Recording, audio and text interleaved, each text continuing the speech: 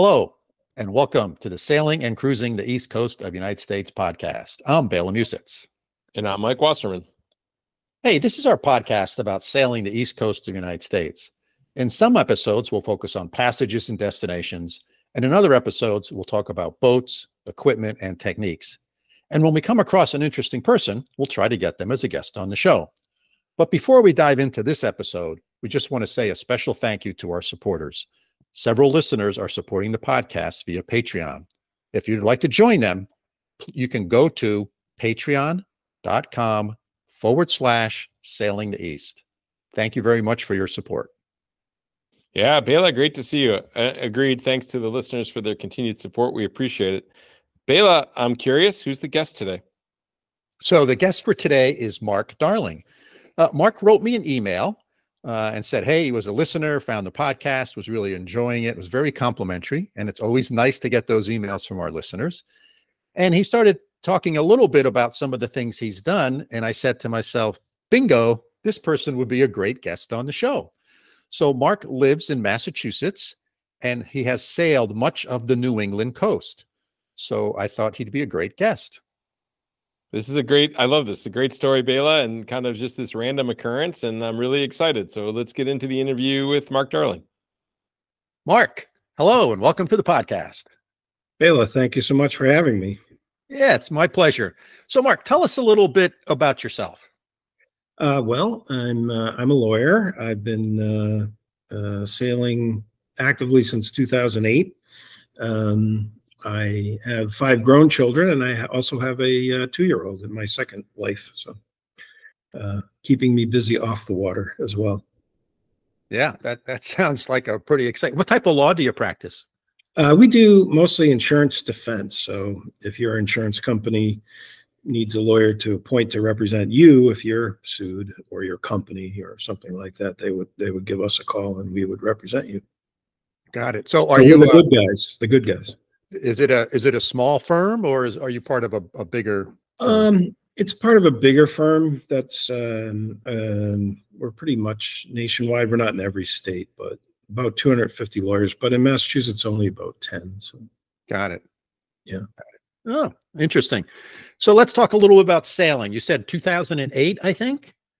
Yes. Well, actually, to tell the whole story, I guess I'd have to go back to 1980, because that's when I started at Boston College. And, you know, when you go to college, they have all these booths set up, you know, all sorts of interesting things you might want to do. And one of those was this sailing team. So I thought, oh, sailing, you know, that sounds interesting. And so I went and I signed up for that. I went down to the Charles River. I think they had a deal with BU on their boathouse or something. And I get out there and I was like, wow, this is great. And then they said, oh, well, you have to come every afternoon, I think from, I don't know, I forget what it was, like 3 to sunset for the next, you know, umpteen weeks. And sadly, I had a job at the grocery store to help pay for the tuition. So I couldn't do that. So I really never touched sailing until fast forward to 2008.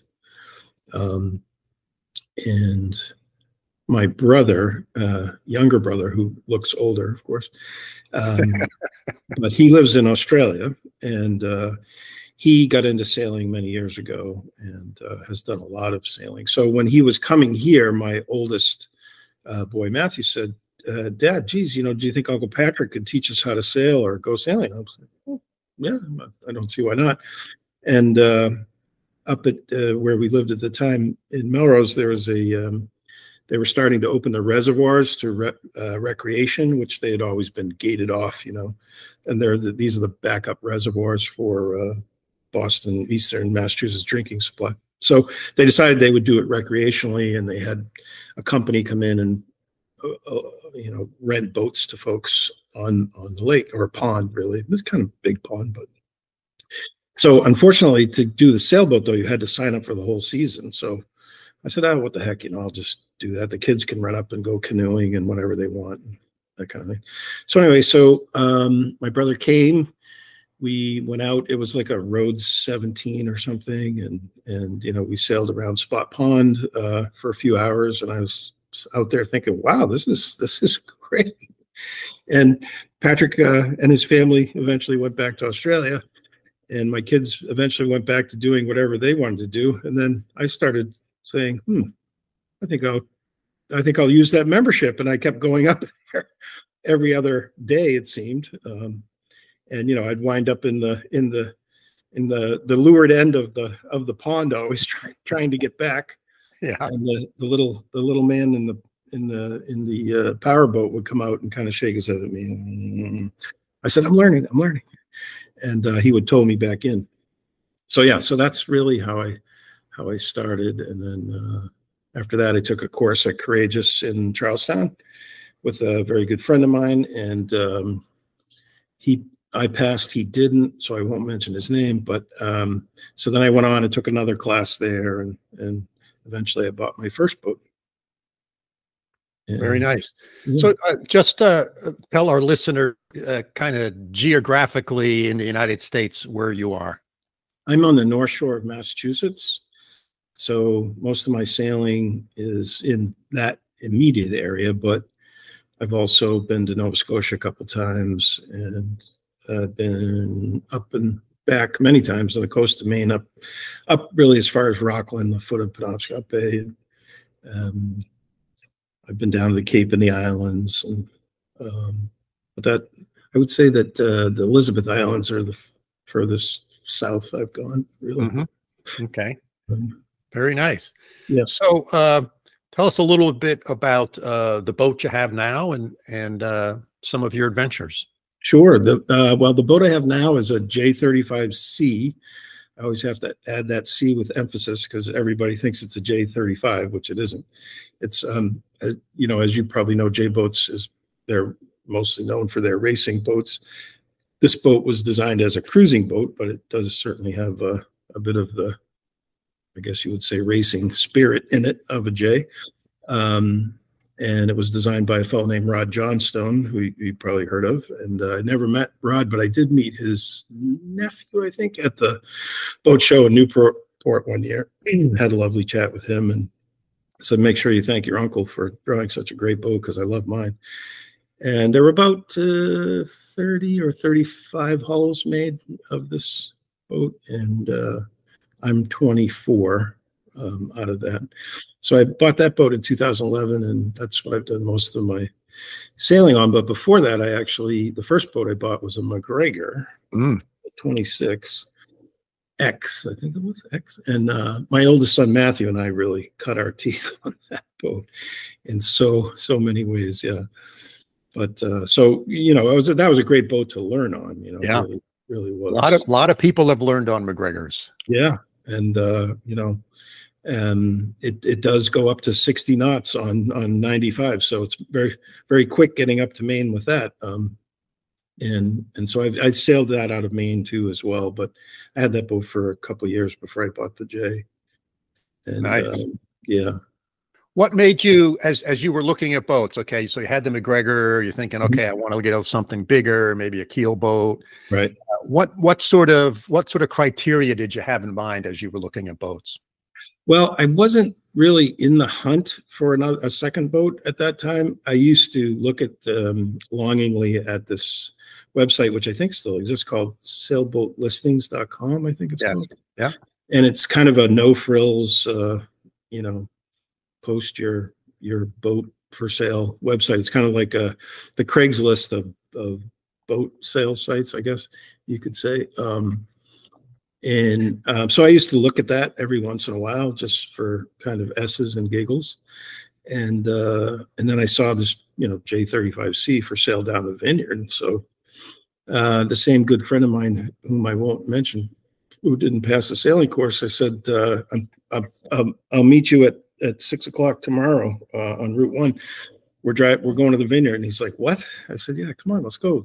Let's go to the vineyard. I got to go look at this boat, get it off my chest, So he agreed, and I picked him up, and off we went down to Woods Hole and hopped on the ferry, went over the vineyard, and, you kind of have that, I guess I would call it magical moment, as you approach the boat. On the guy who was selling it for the estate on his dinghy, and I'm looking at it thinking, oh my God, first of all, that looks like the Queen Mary, and compared to my 26-foot boat.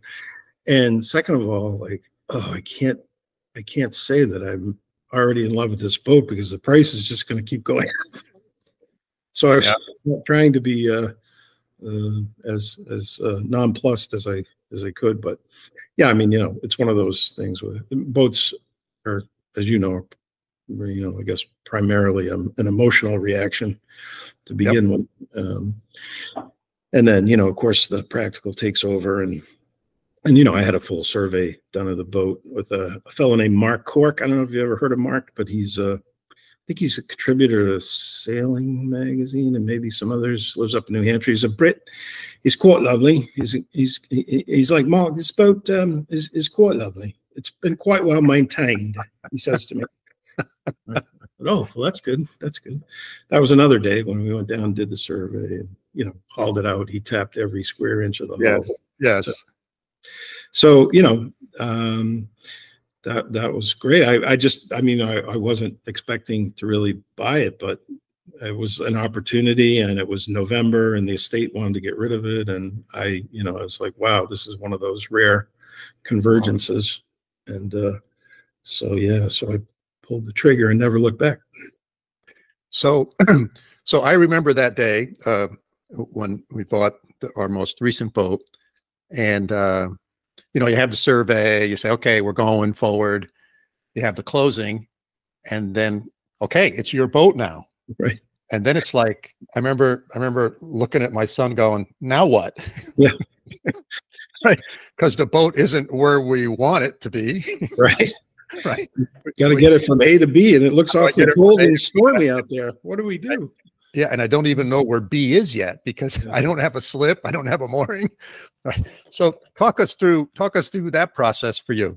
Sure. So I had actually, before I came down and did the survey, I had gone out for a sea trial on the boat, and then I was like, wow, this is great. And there was a fellow named Chris, I can't recall his last name, but very nice guy from the vineyard who was selling the boat on behalf of the estate. And he told me that he used to actually, for the prior owner, he used to sail it down to the Maryland, Washington, D.C. area, I guess, every year, because the fellow worked in the D.C. area. So he was very nice. And, you know, I told him, I was like, Chris, my McGregor 26, you know, compared to this thing, I said, I'm a little nervous about that.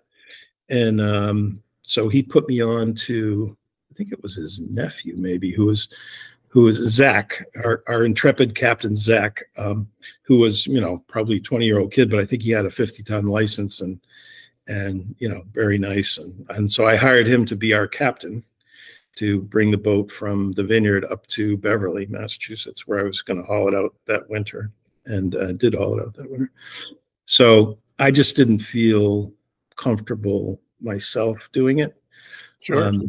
You know, I mean, I'm glad I did. I learned a lot just even in that we had one overnight in the canal and in Sandwich, and then back up to the North Shore. So, but yeah, and so that was how I got it moved, because I wasn't, you know, at that time I was like, wow, 35 feet. What I'm going to just crack? All I'm going to do is crack it up, you know?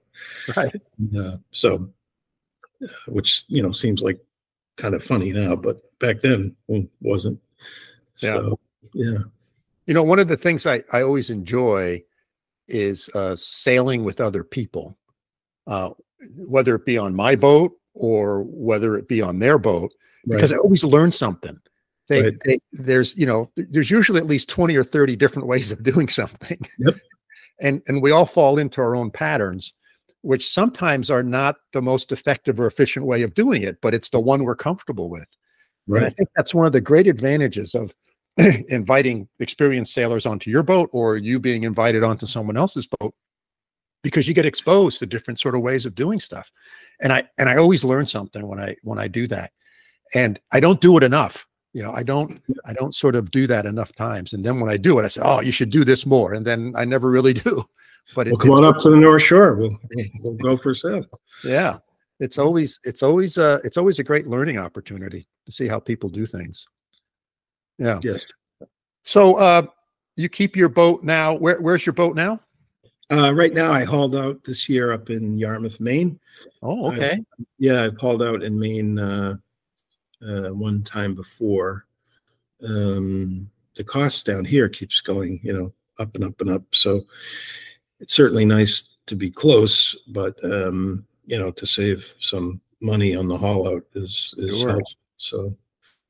So yeah, when I get up there, of course I looked at my charts and everything. I've sailed in Casco Bay, but never up in that end before. And a friend of mine who has a Morgan 36, he was agreed to give me a hand. This was in right after Thanksgiving, actually. This past Thanksgiving, it was pretty chilly. Pretty chilly, yeah. And yeah. We just we did an overnight, and so anyway, I got up there about dawn, and I was saying, oh, okay, we've got to find our good old number one here, which is of course the green, and I see the blinking green. So I say, oh, great. I thought I was going to heave to or toss the anchor out for an hour or two to get full light, because I've never been up this river, the Royal River. And so I said to Paul, I was like, well, there's the buoy, there's the marker. Let's just go for it. And the sun was rising. It was, early light, and so we get up there, there's number one, and there's the number two. Where is the number two? Here it is on the chart. Here it is in the chart plotter. There's reality. It's not matching up.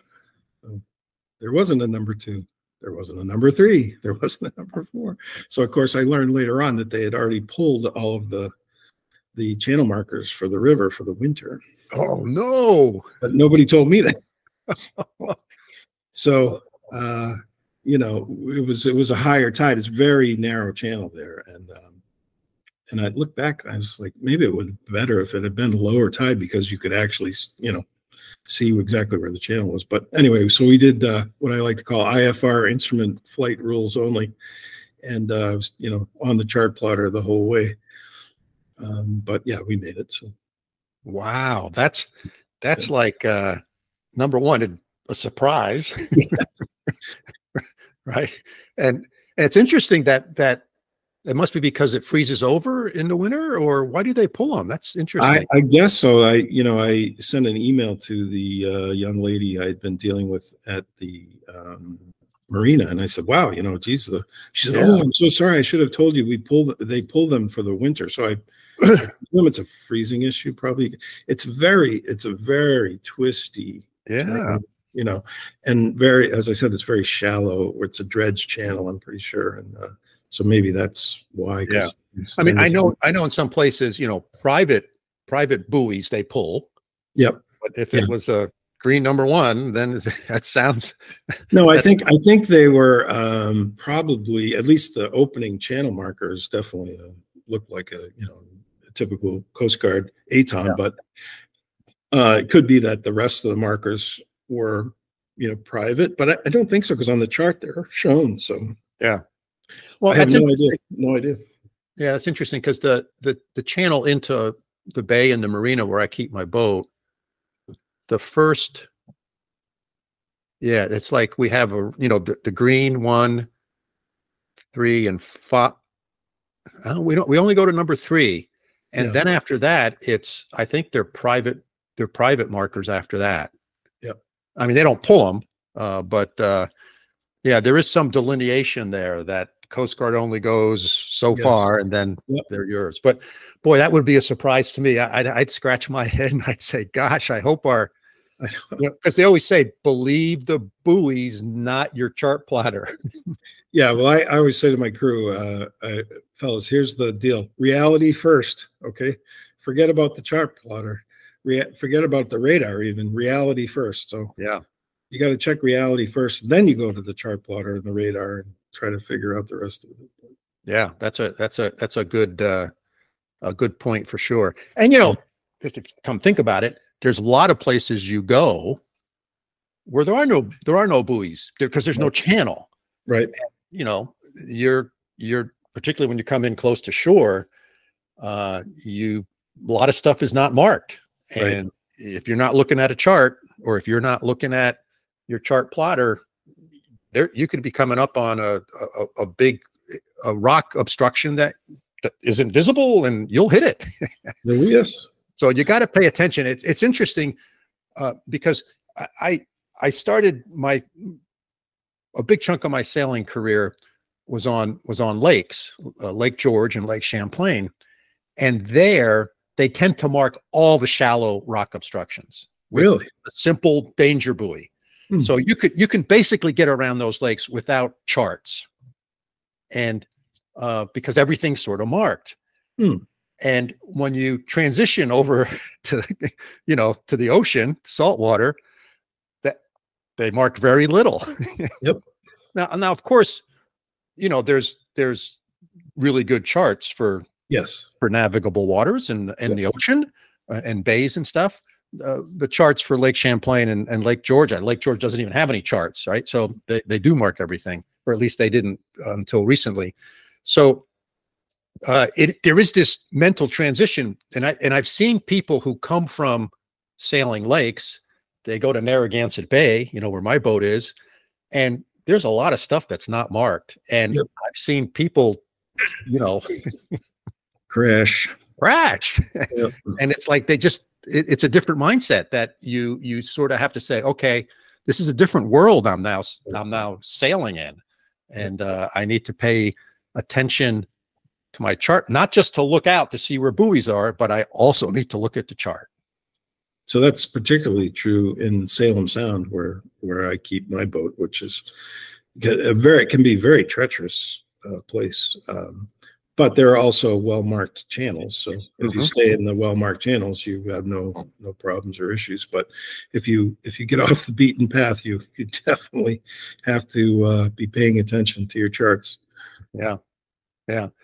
I think back to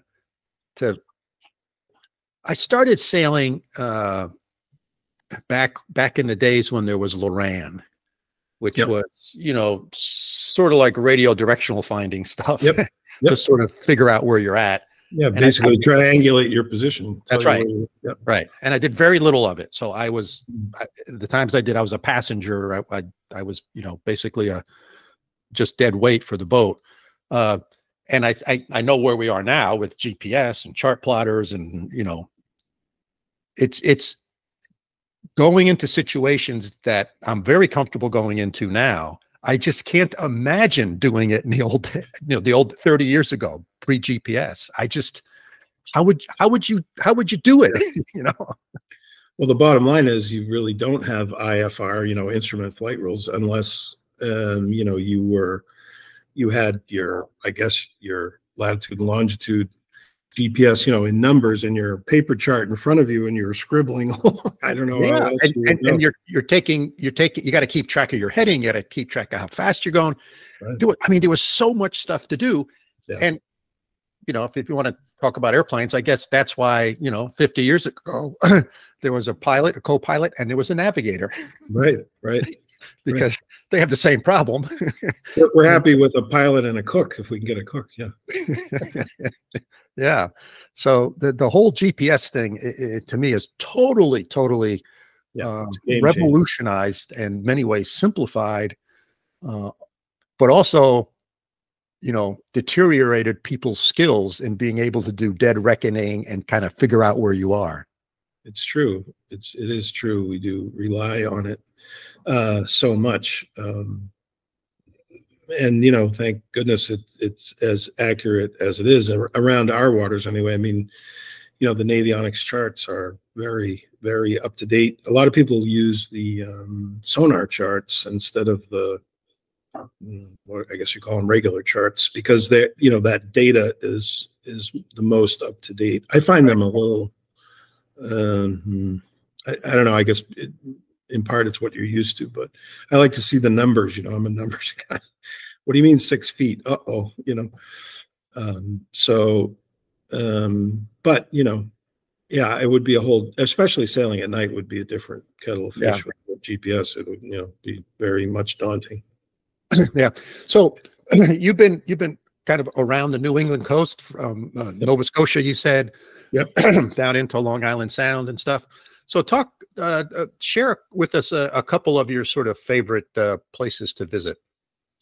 Well, I would say one of the most unique places we went and enjoyed was to Matinicus. Matinicus is, it's probably about 16, 17 miles off of the main coast from Rockland, pretty much due east. And it's a very small lobster fishing community. There's no, well, in the summer they do have a regular ferry, but I think it's only once a week. It's really more for the islanders. It's not really a touristy type of place. And I was up with one of the fellows who sails with me pretty regularly. I call my international crew because Dmitry is Belarusian, not Russian, but Belarusian. And Dmitry was with me. I'm not sure where Dhaval was. Dhaval's from India, actually.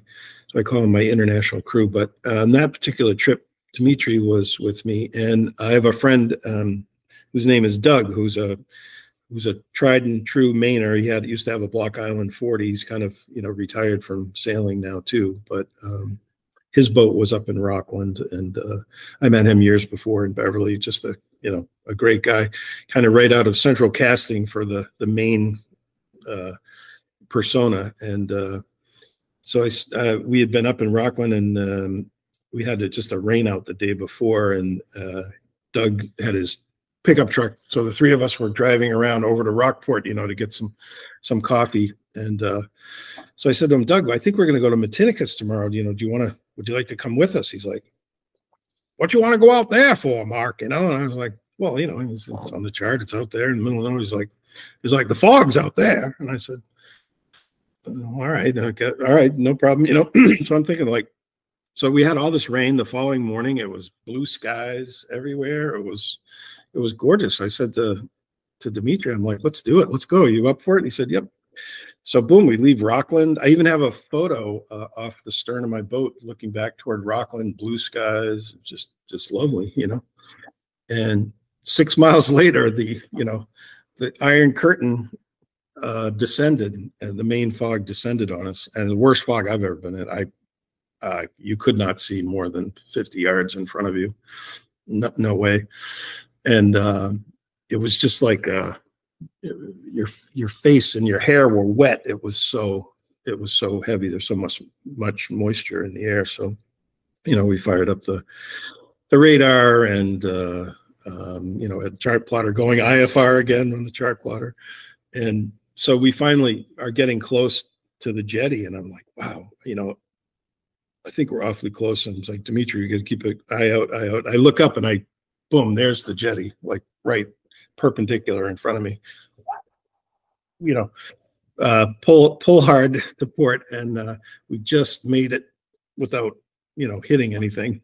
And then we found the little entrance to the little harbor, because this is all man-made jetty for there. And we come in the harbor, and I can see these little boats kind of appearing out of the fog, kind of traditional fishing / lobster boats. And I see a guy in the back, and he's skinning a fish, and he's looking down. He looks up, and he looks up again, like at me, like, where the hell did you come? Yeah. And so I said to Dmitry, just pick up the first mooring you find. Let's pick up the first one so we don't crack the boat up or anything, or crack up into anybody. So we pick it up, and I hear him yell over. He's like, yeah, we don't check that one too often. You might want to try that one over there, he says. So I was like, okay. So we drop that one and go over and pick up the pennant line. And so thankfully we made it through the fog. And then the fishermen, they were very nice. It's like, oh, we're having fireworks tonight. If you want to come over, we're having something on the beach. And we didn't wind up doing that, but they were just very welcoming. Yeah. And we went ashore and walked around, and we found this little I don't know if you call it more like a museum, more like a souvenir place, and but they were also selling small paintings and stuff that people on the island did. And the woman was very nice and invited us in, and chit-chatting and whatnot. And then the following day, Dmitry went ashore in the morning. I didn't. And he met some woman who asked if he could help her with her groceries. And he's like, that's kind of odd. So he's like, yeah, sure, what the heck? And so she drives him out to the airstrip, and in comes the plane landing with everybody's groceries from the Hannaford in Rockland. So they make their order, I guess, online or something, and then they fly the groceries in. Wow. Yeah. So he helped her get her groceries in, and then she helped him find the bakery that we were looking for. Someone's house, they just run a little bakery out of the back of the house, kind of thing. And wow. Yeah, so it was we were only there that one night, but it was, and we walked all around. There are no roads really. They're just people have like four-wheel things or golf carts kind of thing, and there are some trucks and stuff too, but no paved roads for sure. Yeah. So that was called Matinicus. Matinicus, yes. And then if you look on the chart, just south, of Matinicus is another island called Cryhaven. Okay. So when we left, we actually we headed to Monhegan from there actually. So we cut through between Cryhaven and Matinicus. So Matinicus has like one harbor. It does. On the west side, there's what they call the Old Harbor, which I think was the original harbor, but very unprotected from the west-southwest, which is not good in Maine, obviously. So the harbor on the east side, they was definitely a man-made jetty that makes up that harbor. That's where all the fishing boats are, and there's a big fuel barge in there where they all load up their fuel for their boats, and very, very interesting place. Not a tourist place, not completely, off the beaten path for sure. Yeah. And the other one you said was Cryhaven? Cryhaven, which is, we didn't actually pull in there, but that's also, although that one, I think, it may be entirely privately owned. I wasn't sure. I knew we weren't going to stop there, so I didn't really look into that. But and also the anchoring possibilities there were not, terribly attractive. But so we were heading to Monhegan anyway. So yeah. So when sounds like you've been up to Maine a fair amount. How do you deal with all the lobster pots? Well, one of the first times I went up to Maine was actually on another fellow's boat, and I had briefly joined this. It's not the Cruising Club of America, but it's some other kind of cruising club. I forget the name of it. Very nice folks, but he, I was looking for a little experience, and he was looking for someone to give him a hand, and so I went up with him, but he wanted me to sit on the bow all night with a flashlight and look for lobster pots, and I was just like, no, I'm not doing that. I mean, when you get a few miles off, your chance of running into one is greatly reduced. But they do have some, deep water pots out there for sure. That's another story for another day, maybe. But so, I just, maybe it's not the best, but I just can't, be looking for a pot every 5 minutes. If I see them and I see I'm on a direct course, obviously I would change my course to go around, but I don't like spend my entire sailing time looking for the pot, especially when I'm under sail, because most of them are going to flip around. We've all been caught by a pot now and then, and usually you can just back off them in terms of being wrapped on the keel or caught in the keel. For me anyway, I've had good luck doing that. And it happens once in a while, but it's pretty rare. When you're under engine, it's a little more frightening, right? Because you can wrap the prop. But like you, Bela, I have a shark shaft. Shark shaft. Yeah. And I bought mine after having wrapped my prop, which is another story. But so I guess I kind of put my faith in that if I'm under sail. Yeah. Under a motor, sorry, or more for motor sailing. But yeah. Typically I'm far enough off that the pots really are not a concern. Yeah. I don't know how it is up in Maine, but down around Narragansett, Long Island Sound, it seems like most of the pots are in 100 feet of water or less. Right. So once you sort of get out past 100 feet, it's pretty rare that you see anything, and you get to the 100-foot line pretty quick leaving Narragansett Bay. Right. I would say that's the same, generally speaking, true for Maine as well. But I do see and encounter some what I would call deep water pots. Yeah. Some of them seem to be maybe some kind of a research kind of thing. They have these ginormous buoys. So they're hard to miss during the day. At night, yeah, it's night that worries me most, and I try to stay away from shore at night when I'm sailing. 100%. And then, then the next thing you have to encounter is all the fishing boats though, too. Yes. So, you kind of got to find the sweet spot in between. Yeah. Yeah. Yeah. The, have you done some, multi-day, multi-night passages? Yes. Yep. Definitely going to Nova Scotia. I think both times we left in the afternoon, so we had basically two overnights. Yeah. Yeah, it's about 50 plus hours. We did Shelburne in about 50 or 52 hours the first time. Oh, is that where you went to Shelburne? Yep. First time we went to Shelburne. So Yeah, I enjoyed your podcast about Shelburne. And again, I was like, oh, well, that's exactly what we did. That's what we did. And we stayed at the Shelburne Yacht Club, I think probably the same place you did. And they were very nice. And you remember that they have that like a clubhouse way up the stairs. You go up this long, narrow flight of stairs to the clubhouse at the top. And so, yeah, we had fun. I think we got in on a Friday morning, and after we had our rugged experience with Canadian customs, which, in Canada, you'd be like, wow, no problem. Everybody's so friendly, right? And so I called in all my stuff on the phone, and we used the app, the same thing we talked about, and we had all that plugged in. And they said, okay, well, we'll meet you we will inspect the vessel at the dock. And I said, oh, okay, great. I was thinking like, that's kind of odd, but so we got in at like 7 o'clock in the morning or something. And I told them, and they said, no one is off the vessel except to secure the boat. And I was, okay, come on, Canada, this is Canada. Yeah.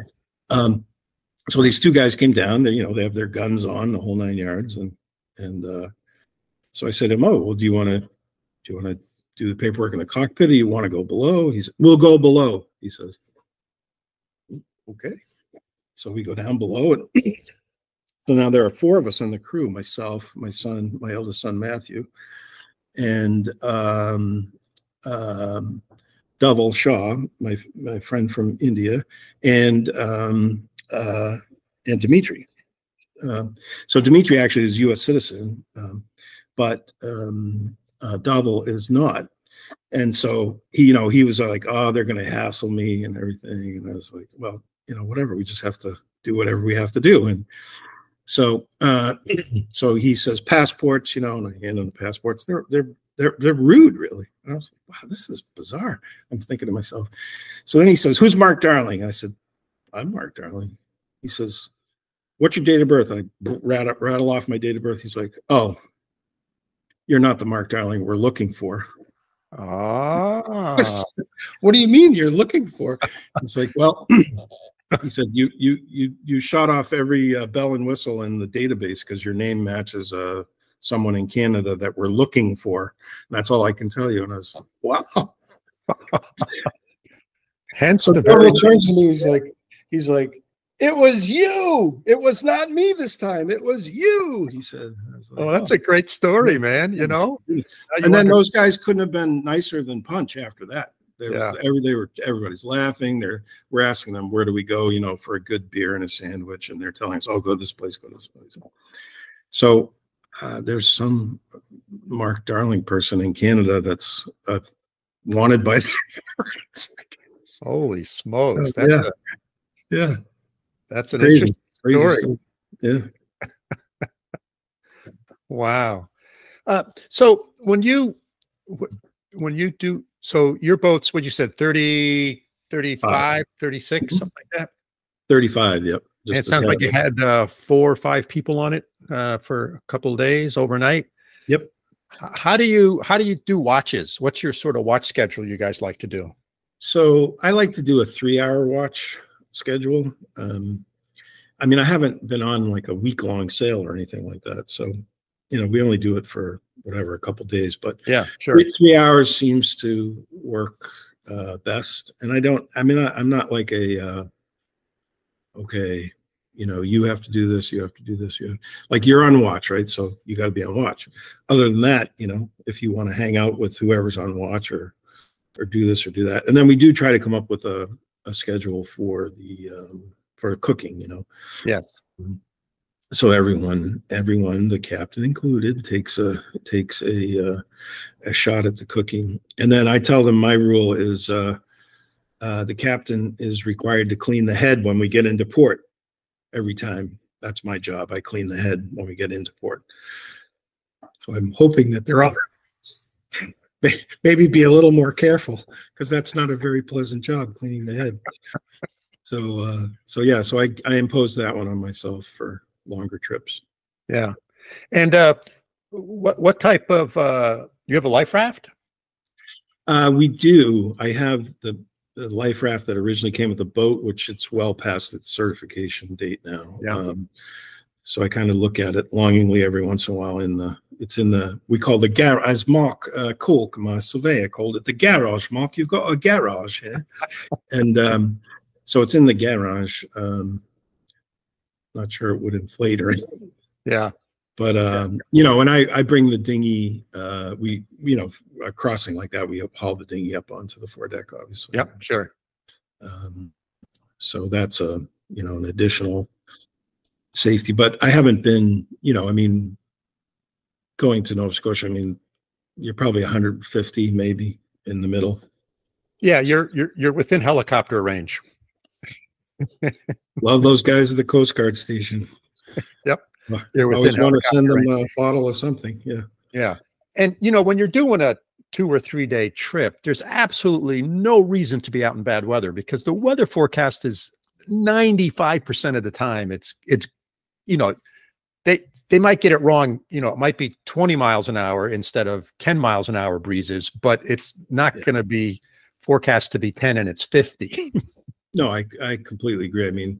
The weather forecasting beyond 3 days is, it's a crapshoot, but right. But within 3 days, you're pretty damn good. If you're going to be in a bad blow or not, pretty much.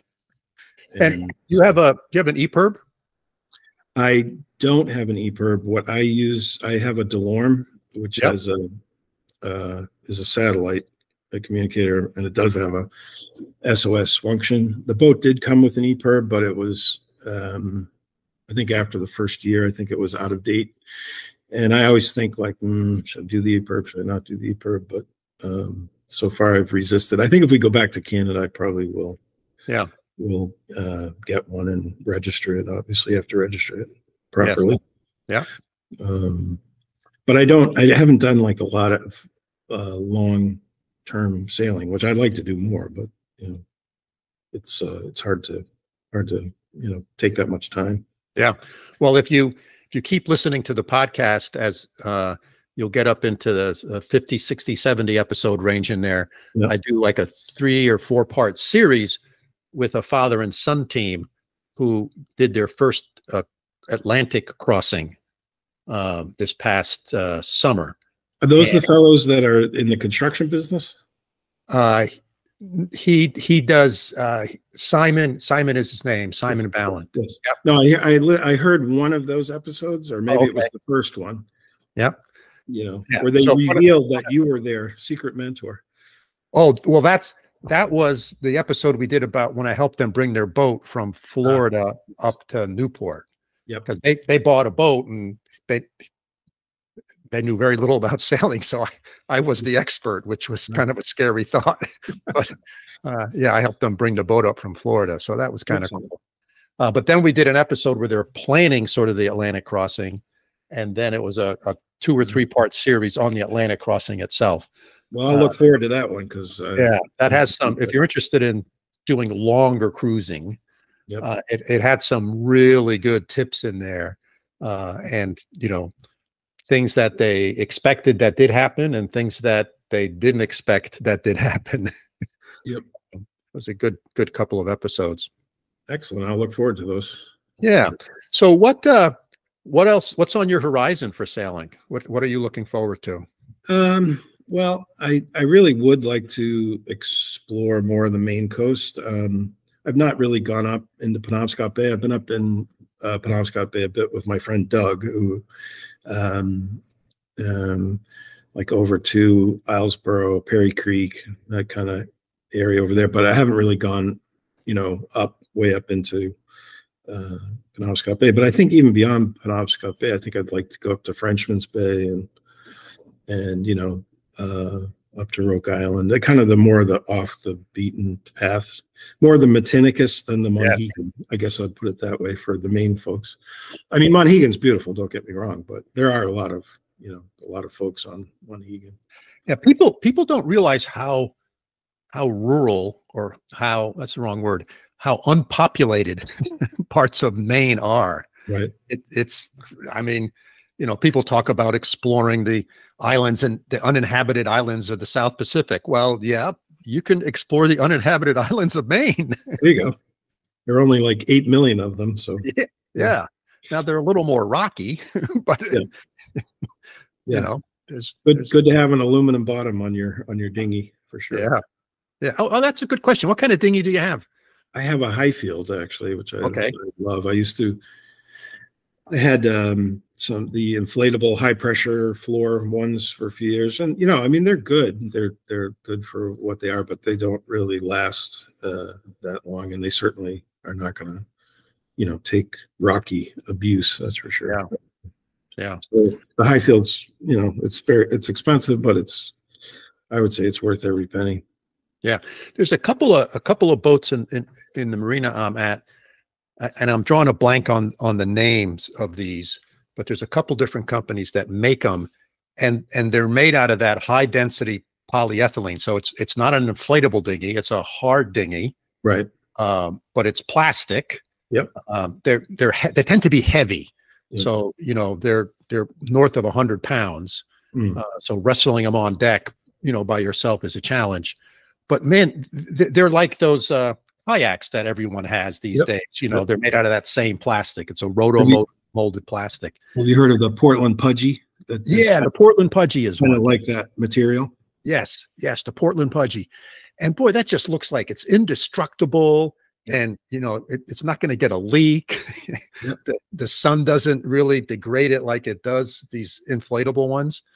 And it just seems to make a heck of a lot of sense to me. I mean, they don't roll up, right? They're not compact. And like I said, they tend to be, although they're not heavier than, an inflatable with like an aluminum hull or aluminum bottom, right? Yeah, my boat's a little on the heavy side, my dinghy. Yeah. So once you get into that class of inflatable where they have either the fiberglass or the aluminum bottom, the V bottom, they're no heavier. So I've been eyeballing those. Yeah, the Portland Pudgy is one of them.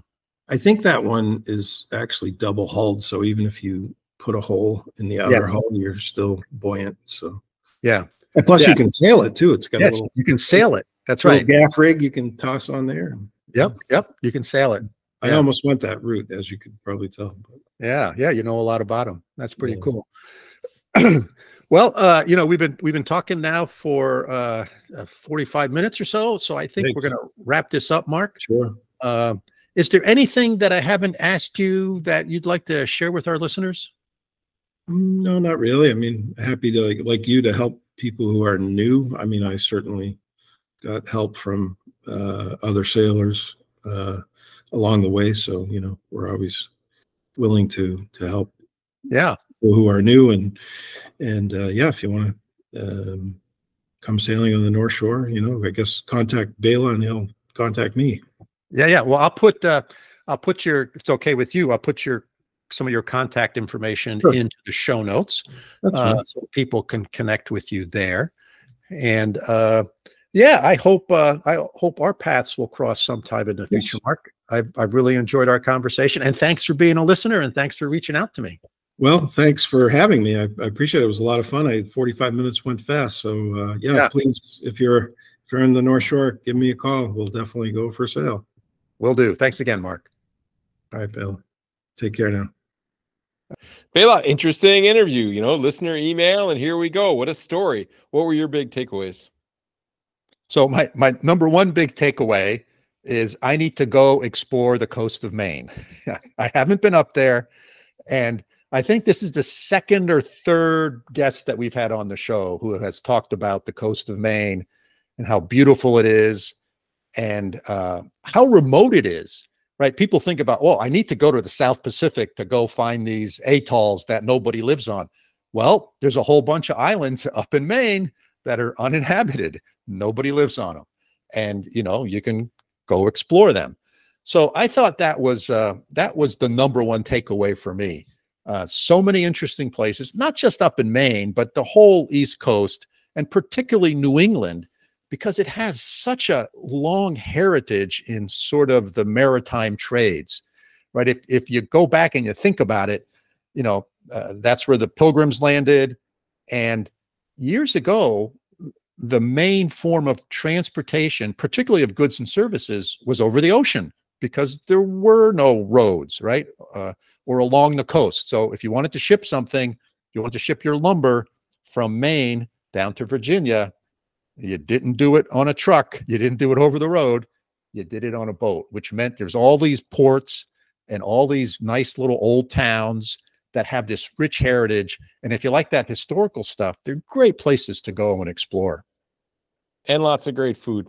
If you like seafood and chowder and lobsters and all of these things, that's always for me a big part of this. And longtime listeners will know I don't sail. I haven't sailed very much, but a couple of the times that I have sailed, I have a friend that lives in Yarmouth, Maine also, and I've sailed with him and around Casco Bay and then up north to Sabasco, I think, and Popham and all through the islands up there.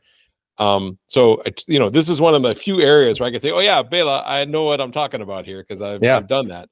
There's all other stories of almost crashing the boat and, hitting lobster pots and all other things, but we'll save that for another time because it's not about me. Okay. But I thought this was a really cool story about discovery and the discovery of kind of the sailing community, starting with that kind of random event at a college fair, which I know well, because I think the listeners know I'm, a university professor for more than 25 years.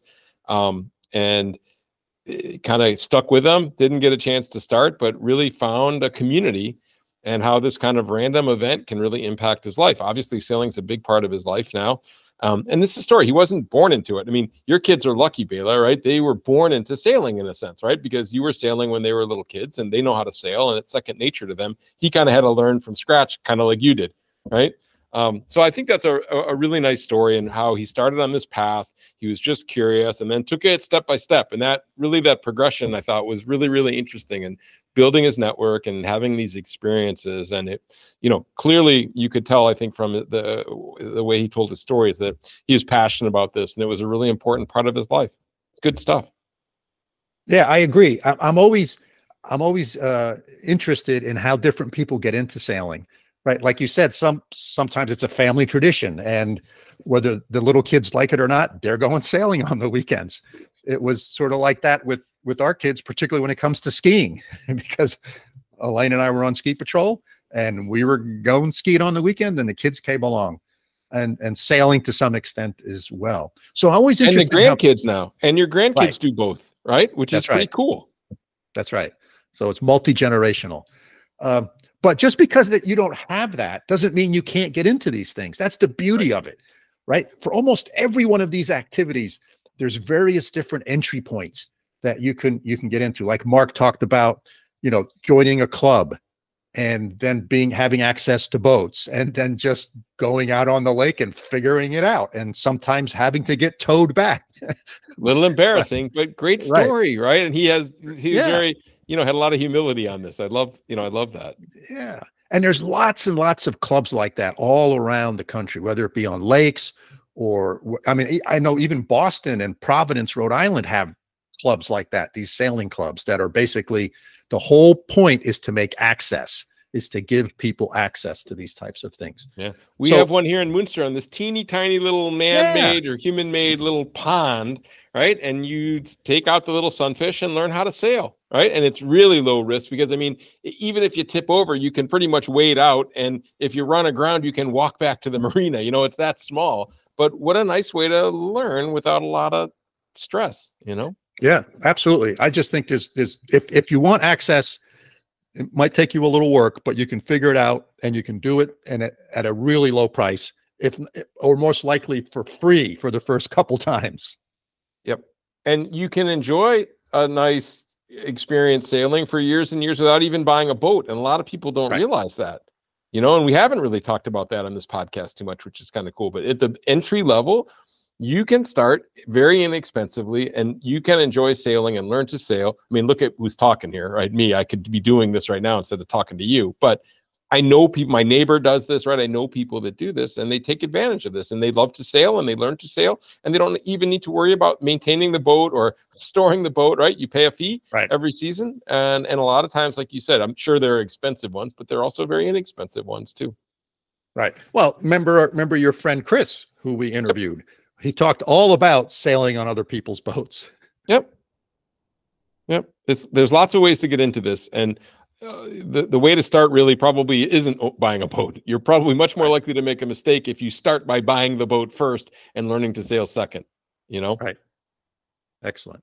Interesting. Hey, but I got a question for you, a technical question that's kind of struck me about this. And Mark was talking about getting fogged in, and it reminded me when I was sailing in Maine, one of the times, and we got socked in by this Maine fog, and it's thick as soup. I mean, you've seen it, and I'm sure anybody that's been in the Northeast, you know, and sailed as the Northeast has seen some of this really soupy, thick fog. And we haven't really talked so much about dealing with fog on the podcast, have we? No, we haven't. So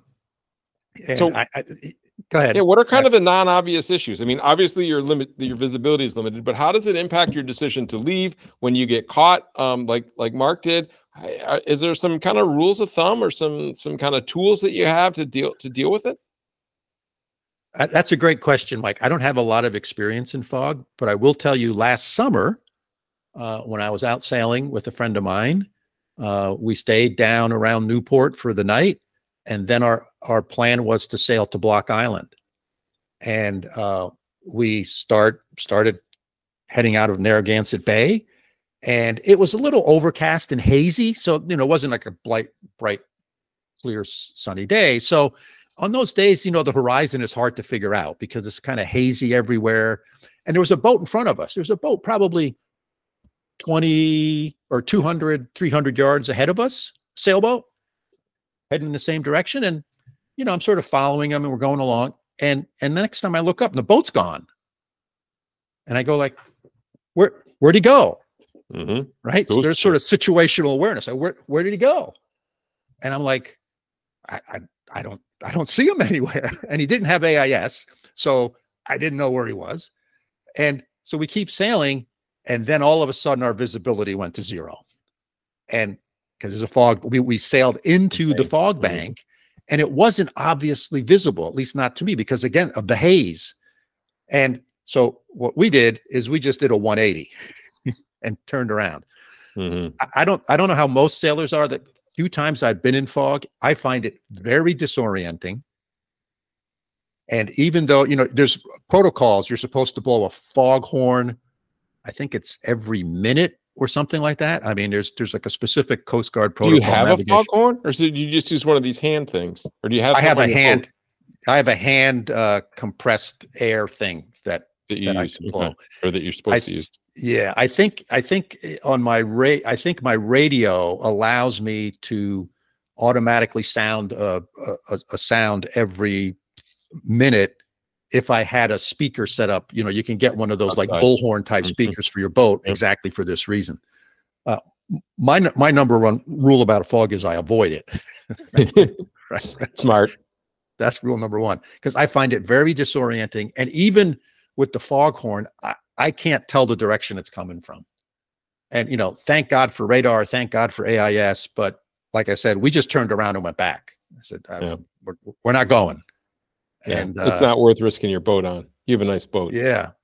Yeah. I mean, And I know you got had insurance, but still, you know. yeah. I mean, it's always this risk analysis thing. Like, okay, what's the potential downside here? And okay, do I want that? Do I want to deal with that? The answer is no. And I remember once coming up the Atlantic coast, we were off the coast of New Jersey at night. And I don't know, we're like 5 miles off the coast and you can see all the lights on land. And I was on watch. It was like 2 a.m. And all of a sudden, all the lights disappeared. And it's dark out, right? I mean, it was a cloudy night, so there's no moon. It's pretty dark except for the lights off on the coast. And all the lights disappeared. And I go, what the heck happened? And I said, that's kind of weird. And I got my flashlight out and I just shined it. And then I could see I was in a fog bank. Wow. Right. Weird. And then Yeah. at that point, you're just hoping, right? Right. I mean, and even when if you're at anchor and the fog's there and you're hoping that right. nobody runs into you, right? Even if you're dead stop, right? That's right. It's very, very disorienting. And I have some friends of mine who are pilots, and they say the same thing happens when you fly into a cloud. You can't figure out which way's up and down because you lose all visual reference. And we're so dependent upon our visual cues for knowing where we are and which way's up and down. So I know I didn't add a lot there other than I avoid it. Avoid it. No, that's great. And then again, maybe some listeners will write in with, hey, here's some cool ideas, and we could even do another podcast on sailing in fog or something, right? Yeah. If one of our listeners has a lot of experience and some great tips, I'd love to have you on the show. Yeah. Interesting. So what do you think? What do you think? Up, Mike? Yeah, let's do it. So Bela, this was a really cool conversation, and maybe we can even call it was a love story about sailing and learning how to sail from Mark Darling. And thanks for organizing it, and thanks to you, Mark, for reaching out. Listeners, especially thanks to you for joining us for yet another episode. We hope you found the conversation interesting and thought-provoking as well. If you have questions about what we've discussed, of course, feel free to get in touch with us. Our email is sailingtheeast, and that's all one word, @gmail.com. And if you enjoyed the podcast, hit that follow button on your favorite podcasting application. Hey, it would also be great if you could leave a review. Those reviews are pretty important in the various different podcasting apps. The more reviews you get, particularly if they're favorable, the higher up in sort of the rankings you go, and it's easier for other people to find you. So hope to see you out there. It's starting to get warm here in the East Coast. Yesterday was 60 degrees. Some of the flowers are starting to pop up out of the ground. So I'm starting to thinking about sailing. So until next time, signing off from upstate New York. See you soon. Sounds great, Bela. From over here in Münster, Germany. We'll see you next time.